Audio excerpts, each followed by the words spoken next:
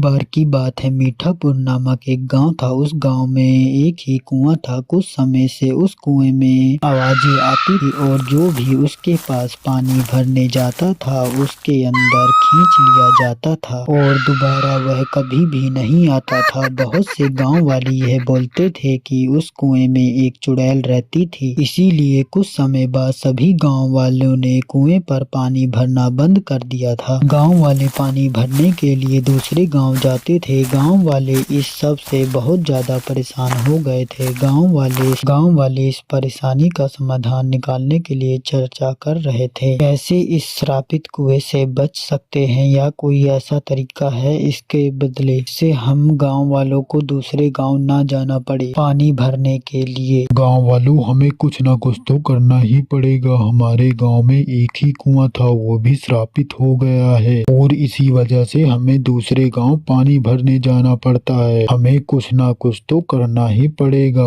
हीरा भैया, क्यों ना हम गांव वाले मिलकर एक नया कुआं ही बना लें या कोई बड़ा सा तालाब बना लेते हैं। लेकिन उसमें पानी कहाँ से आएगा तालाब में? कुआं तो हम बना ही नहीं सकते हैं क्योंकि हमारे गांव में और कहीं पर भी पानी का कोई स्रोत ही नहीं है। तो अब करें तो करें क्या?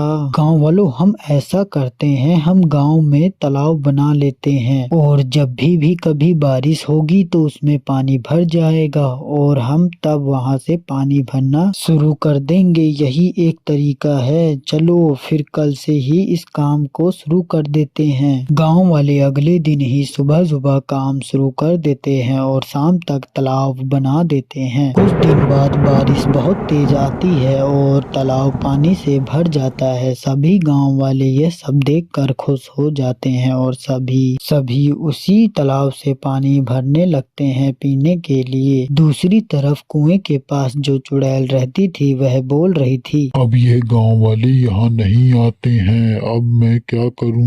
मैं भला क्या खाऊं? ये चिटुर पुटुर खाने में मुझे मजा ही नहीं आता। ये छोटे जानवरों को खाकर मेरा पेट भी ढंग से नहीं भरता है। ना जाने ये गांव वाले इतनी दूर पानी पता नहीं क्यों भरने जाते हैं। बड़ी मुश्किल से इन गांव वालों को तो मैं इस कुएं में गिराकर मार देती थी और बड़ी मेहनत से उन्हें मारकर खाती थी। मैं इतनी मेहनत करती थी, अब तो कोई भी इधर नहीं आता है। लगता है मुझे अपना रूप बदलकर गांव में जाना पड़ेगा और देखना पड़ेगा कि क्या चल रहा है गांव में। चुड़ैल अपना रूप बदल कर गाँव में जाती है और वहाँ देखती है कि गाँव में कुछ ही दूरी पर एक तालाब बना रखा है। चुड़ैल यह सब देखकर बहुत ज्यादा गुस्सा हो जाती है और बोलती है, यह गांव वाले तो बहुत ही होशियार हैं, लेकिन मैं भी कम नहीं हूँ। जब भी कोई अकेले यहाँ पर आएगा, शाम को पानी भरने आएगा, तब मैं उसे मारकर खा जाऊंगी। तब से शाम को चुड़ैल गांव वालों को और जानवरों को मारकर खाने लगी। ऐसे ही कुछ दिन होता रहता है। सभी गांव वाले फिर से मिलते हैं और इस परेशानी का समाधान निकालने के लिए चर्चा करने लगते हैं। गांव वालों, यह गांव वालों को ना जाने शाम को कौन मार कर खा जाता है तालाब के पास। भैया, मुझे तो ऐसा लगता है कि यह सब वह चुड़ैल ही कर रही है। गांव वालों, अब हम इसमें तो कुछ कर ही नहीं सकते हैं। जब तक तांत्रिक बाबा नहीं आ जाते तो हमें तब तक के लिए एक ही तरीका प्रयोग करना चाहिए। वो ये है कि सुबह सुबह हम सभी पानी भर लाएंगे और शाम तक कोई भी पानी भरने नहीं जाया करेगा। और जब भी पानी भरने जाओ तो 2-4 इकट्ठे होकर जाना ताकि कोई चुड़ैल या जानवर हम पर हमला ना कर सके। सभी गांव वाले ऐसा ही करने लगे। सुबह सुबह पानी भर लाते थे और शाम को कोई भी पानी भरने नहीं जाता था। चुड़ैल परेशान होकर बोलती है, अब ये गांव वाले यहाँ पर भी पानी भरने नहीं आते शाम को।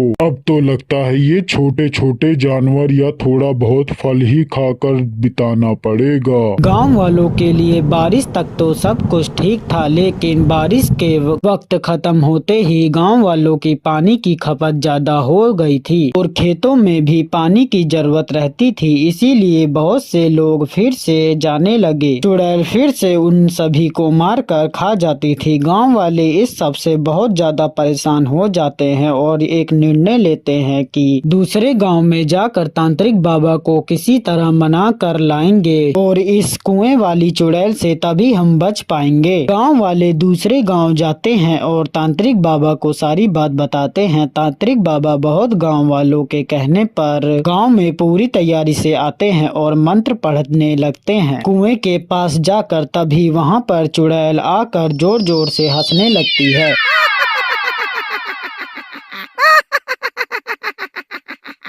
तांत्रिक, तू मेरा कुछ नहीं बिगाड़ सकता। तभी तांत्रिक चुड़ैल के ऊपर भभूति डाल देते हैं और मंत्र पढ़ने लगते हैं। चुड़ैल तड़पने लगती है और खत्म हो जाती है। सभी गांव वाले तांत्रिक का धन्यवाद करते हैं और सभी गांव वाले खुश हो जाते हैं। तांत्रिक बाबा गांव वालों को गांव में एक मंदिर बनवाने की सलाह देते हैं, क्योंकि गांव में एक भी मंदिर नहीं था। फिर कुछ ही दिन में गांव वाले माता जी का मंदिर बनवा देते हैं।